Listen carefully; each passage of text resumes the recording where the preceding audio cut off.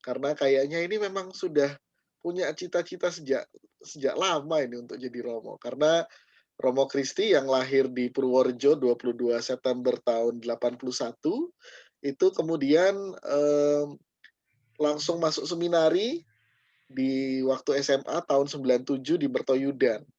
Kemudian dari situ dilanjutkan dengan tahun orientasi rohani di Pekalongan tahun 2001 sampai 2002, kemudian melanjutkan pendidikan filsafat teologi di Sanata Dharma 2002 sampai 2006, lalu 2006 sampai 2007 menjalani tahun orientasi pastoral di Seminari Menengah Mertoyudan Magelang, lalu melanjutkan ke program profesi imamat Fakultas Teologi tahun 2007 sampai 2009, lalu tahun 2009 sampai 2012 menjalani pendidikan S2 Teologi Kontekstual di Sanata Dharma, Yogyakarta dengan lisensiat teologi.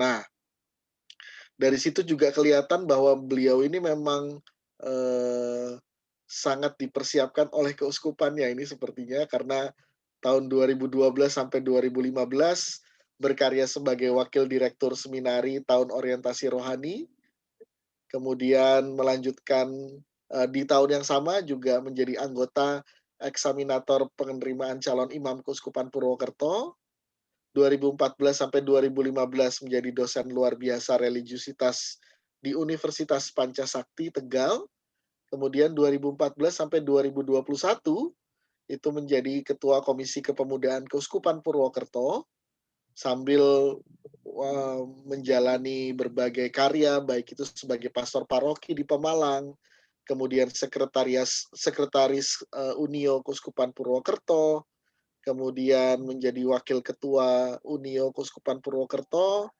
lalu menjadi koordinator ketua Komisi Kepemudaan Seregio Jawa, kemudian menjadi pastor paroki Teas Dalem Kroya, dan kemudian juga menjadi dosen.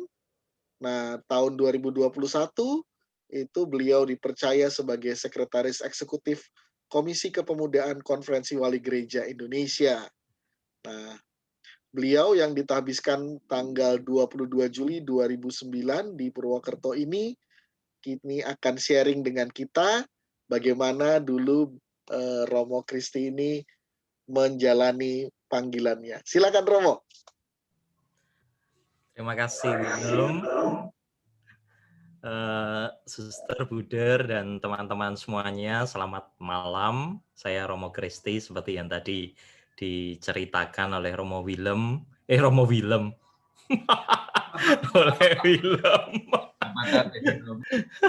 Barangkali loh ya, setelah ini lalu terpanggil. Panjang ya perjalanannya. Saya masih terkagum-kagum juga dengan sharing Suster dan Bruder, dan karena ditempatkan di sharing yang ketiga ini, saya seperti mendapat rekoleksi nih dari Suster dan Bruder tentang kisah panggilan mereka. Unik dan apa ya, rasanya itu mereka menemukan sungguh Tuhan yang memanggil itu dalam perjalanan hidup mereka gitu. Sedang saya itu seperti prosesnya panjang sekali sampai kalau harus metani itu, kalau bahasa Jawa itu metani itu memetakan gitu ya. Saat dimana saya sungguh-sungguh terpanggil itu sampai saya bingung kapan ya saat saya benar-benar sungguh-sungguh terpanggil gitu. Karena panjang sekali kalau teman-teman tahu kan, proses menjadi seorang imam itu berarti kalau dari lulus SMP berarti 4 tahun dulu di SMA, habis itu 1 tahun TOR, lalu kurang lebih 7 tahun itu di seminari tinggi. Berarti ya kalau lurus-lurus saja itu berarti 12 tahun gitu. Dan ada banyak momen-momen yang membuat saya itu jatuh, tidak oke gitu ya. Ada momen-momen juga di mana saya sungguh-sungguh diteguhkan bahwa ini pilihan yang tepat, bahwa saya memilih untuk menjadi seorang imam menanggapi panggilan Tuhan. Saya percaya sungguh perjalanan panggilan saya ini adalah perjalanan belas kasih gitu. Perjalanan belas kasih Allah. Ketika Paus Fransiskus itu terpilih menjadi paus, dia mengatakan apa itu? Miserando atque eligendo gitu. Saya dikasihi, oleh karena itu saya dipilih. Ketika beliau mengangkat tema itu, saya diingatkan kembali ya, betul juga ya, sepanjang pengalaman saya menggulati panggilan ini dan belum selesai sampai sekarang, betul seperti yang dikatakan Bruder Andri sampai nanti mati gitu. Ini seperti pengalaman belas kasih yang luar biasa dan oleh karena itu mungkin Tuhan memilih saya gitu. Maka saya ingin berbagi mulai dari pengalaman kecil-kecil gitu ya, semoga tidak panjang. Saya hanya akan mengambil beberapa pengalaman panggilan saat-saat di mana saya oke, saat-saat di mana saya tidak oke. Tapi pengalaman tidak oke itu ternyata yang membuat saya semakin yakin bahwa Tuhan berbelas kasih dalam kehidupan saya. Kalau dipikir-pikir, memang pengenalan panggilan sebagai seorang imam itu pertama kali tumbuh dalam keluarga. Karena, ya ini yang berbeda juga ya, saya senang dengan cerita suster tadi, Ibu, awalnya muslim dan seterusnya. Ini sesuatu yang tidak saya dapatkan, karena keluarga saya itu keluarga Katolik gitu. Bahkan, keluarga besar itu adalah keluarga Katolik. Simbah katekis, bapak saya juga katekis, guru agama. Lalu, di antara kami juga ada yang menjadi suster, bule saya Suster Ana Mari, pasti Suster Fernanda juga tahu itu, Suster CB, adiknya Ibu. Lalu juga kakak saya ada yang romo, lalu, adik sepupu saya juga ada yang romo, beberapa itu masuk seminari gitu ya. Jadi seakan-akan tuh, ya itulah, sudah saya kenal gitu sejak kecil gitu. Maka ketika TK itu kalau ditanya mau jadi apa gitu ya, saya pasti ngacung langsung jadi Romo gitu. Tapi ya itu TK ya, setelah itu ya sudah ndak ya, cuma TK saja gitu. Setelah itu saya udah nggak punya ingin jadi Romo. Cuma memang pribadi Romo itu berkesan ya. Berkesannya karena mereka sering berkunjung ke rumah, terutama romo-romo MSC waktu itu karena saya tinggal di Paroki Purworejo, itu yang bertugas adalah romo-romo MSC. Lalu juga sejak kelas 3 SD, itu ibu selalu mengajak saya untuk ikut misa harian pagi hari. Karena waktu itu bapak ditugaskan kerja di Banjarmasin, Kalimantan Selatan, lalu ibu itu tidak ikut pindah karena harus merawat anak-anaknya. Ada 6 orang, dan semua sudah sekolah di Jawa Tengah, di Purworejo gitu ya. Jadi ibu memang ditugasi untuk mendampingi anak-anak, bapak kerja di Banjarmasin, Kalimantan Selatan, kurang lebih 10 tahun. Dan sejak kelas 3 SD itu saya tahu pergulatan ibu. Tidak mudah ya untuk sendirian mendampingi anak-anaknya, bapak dari jauh gitu. Dan salah satu yang membuat ibu kuat itu karena misa, ekaristi, dan juga rosario.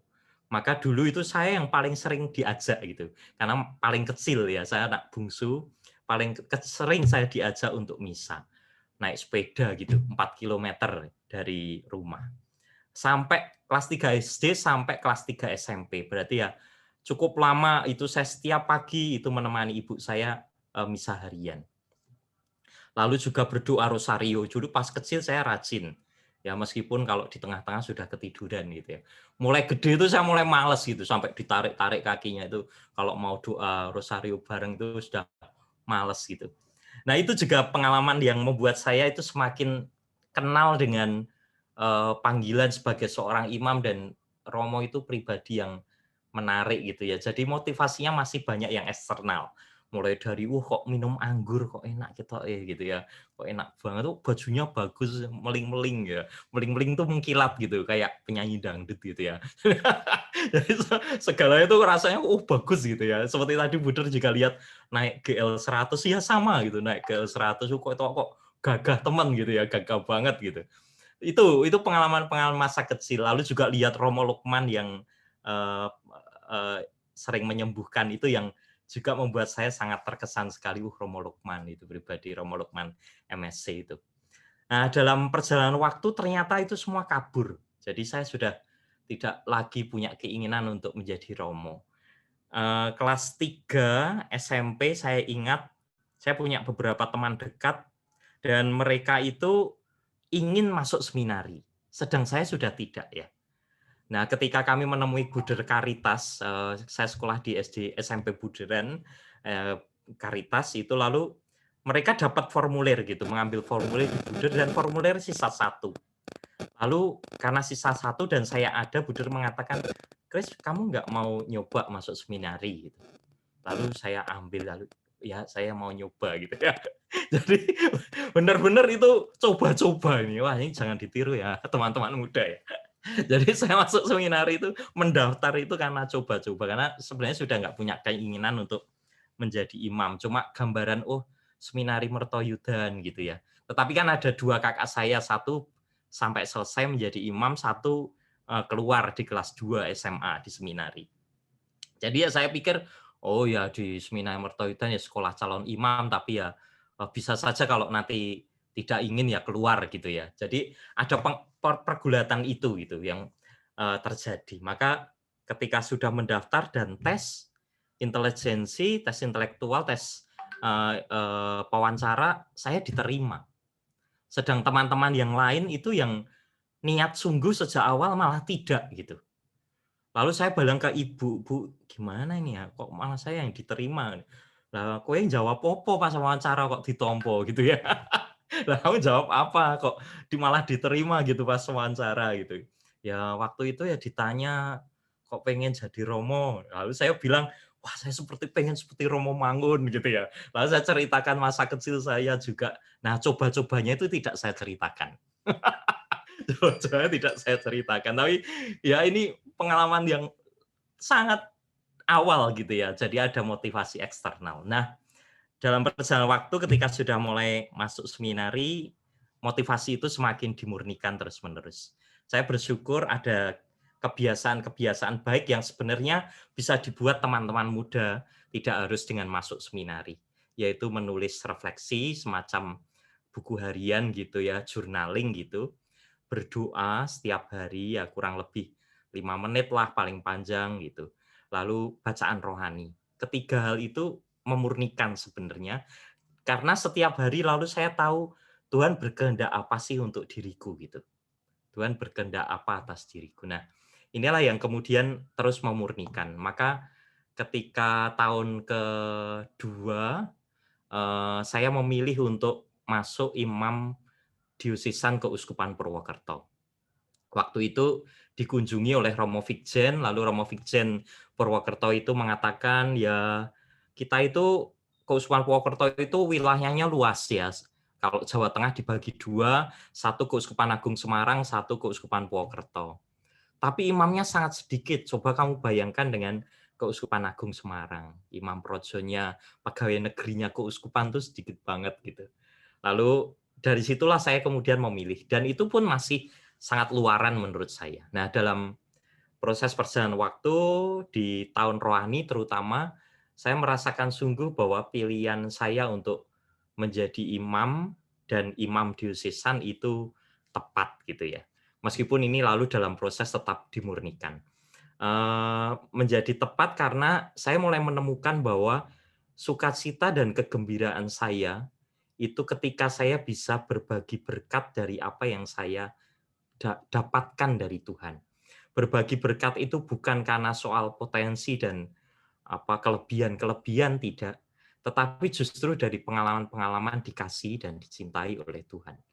Pengalaman diberi kesempatan oleh para formator untuk mengerjakan tanggung jawab ini dan tanggung jawab itu.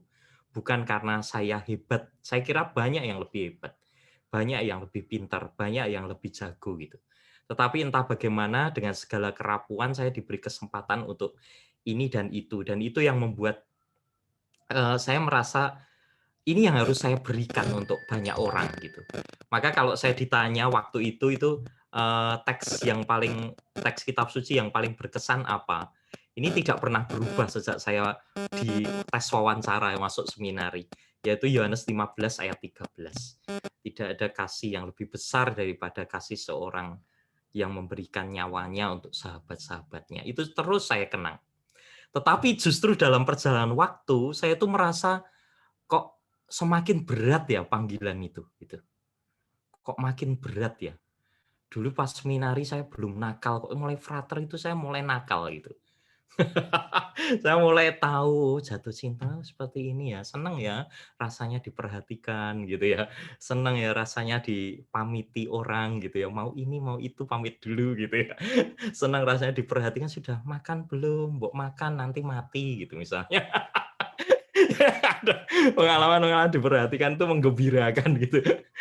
Dan itu mulai terasa ya, masa-masa seperti itu mulai banyak godaan dan semakin keras gitu. Semakin kuat, semakin keras gitu dalam perjalanan waktu. Satu titik yang paling berat menurut saya adalah ketika tahun 2005 itu kakak saya yang menjadi idol saya gitu ya. Entah dalam passion, minat, entah dalam kedekatan berbagi itu kok diambil oleh Tuhan. Jadi dalam suatu peristiwa kecelakaan gitu.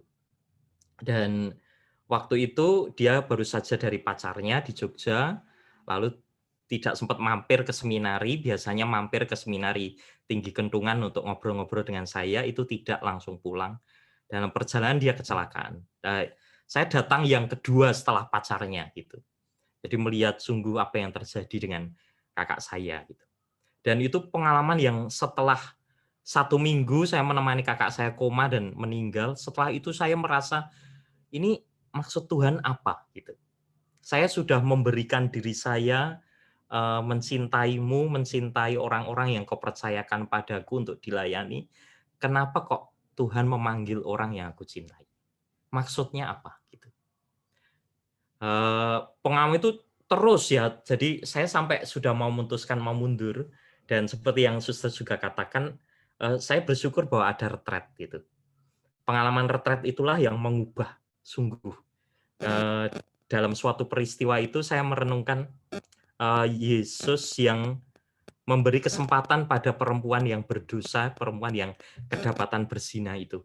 Dibawa ke hadapan Yesus gitu. Dan saya mengkontemplasikan, saya tidak menjadi perempuan yang berzina, saya tidak menjadi Yesus, tapi saya menjadi orang yang bawa batu itu, yang mau melempar. Dan yang saya lempar itu bukan si perempuan yang berzina, yang saya lempar Gusti Yesus gitu. Saya lempar gitu. Karena ada kemarahan yang luar biasa. Nah, lalu saya sharingkan ya pada pembimbing rohani mengatakan, "Kris, kok kontemplasimu liar," gitu kan ya. Kontemplasimu liar gitu. Tapi lalu beliau menangkap bahwa saya sedang punya kemarahan kepada Tuhan. Maka saya ceritakan semuanya kepada dia dalam proses bimbingan itu, pengakuan dosa, saya senang sekali waktu itu pembimbing saya memberi kesempatan untuk itu dan mengatakan bahwa kamu itu dicintai dan dikasihi. Nah, itulah yang kemudian saya lalu meyakinkan diri saya untuk terus berjalan gitu, bahwa inilah cara Tuhan menyentuh saya, cara Tuhan berbelas kasih kepada saya dengan segala kerapuan saya. Maka saya selalu mengatakan pada diri saya, "I'm okay to not be okay," gitu. Eee, nggak apa-apa kalau kamu itu sedang nggak baik-baik saja gitu. Nggak apa-apa kalau kamu itu sedang terluka. Yang penting kamu terbuka, mau berdamai dengan luka itu. Dan itu yang seringkali menyembuhkan saya dari segala pengalaman jatuh gitu. Saya bersyukur sekali bahwa ada kesempatan untuk bimbingan rohani, ada kesempatan untuk retret, ada kesempatan untuk mengaku dosa gitu. Yang membuat saya semakin berdamai dengan diri saya, lalu mau untuk berbenah dan mungkin berbuah. Saya tidak tahu ya ukuran berbuah itu siapa yang merasakan, saya juga tidak tahu. Tetapi sampai saat ini apa yang saya kerjakan sesuai dengan passion saya bersyukur gitu bisa diformasi, bisa dekat dengan orang-orang muda ini justru karena saya dikasihi oleh Tuhan. Maka benar seperti kata Buder, ini pesiaran yang belum selesai, masih akan terus-menerus. Mungkin ada saat-saat lagi nanti saya akan tidak oke gitu. Tetapi saya percaya sungguh kalau saya mau berdamai dengan diri saya, dengan luka-luka yang saya miliki, saya pasti bisa berbenah dan berbuah. Itu saja sharing saya, terlalu panjang. Terima kasih.